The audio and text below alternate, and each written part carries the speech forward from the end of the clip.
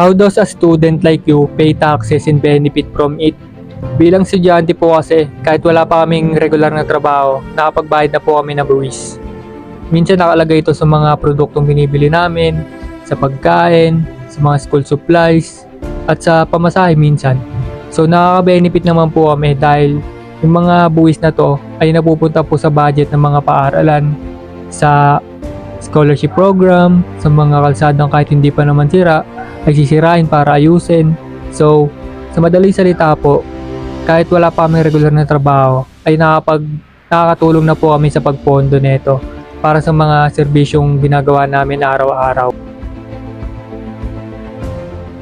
The current taxation system in the Philippines has strengths such as lower personal income tax rates under the Train Law and digitalization efforts that make compliance easier. However, it still faces like tax evasion, complex procedures, and heavy reliance on indirect taxes such as VAT, which burden low-income households.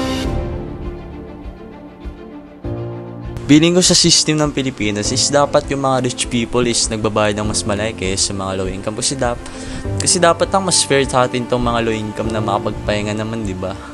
Mas goods din kung yung pag-file ng taxes is hindi nakaka-stress at nakaka-hassle at walang mga loopholes na pwedeng abusuin.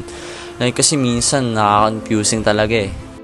Sa tingin ko, mas kapag ganito yung system natin is mas fair talaga siya at mas legit yung government na binabayaran natin kasi dito mo mararamdaman yung productive contribution mo eh.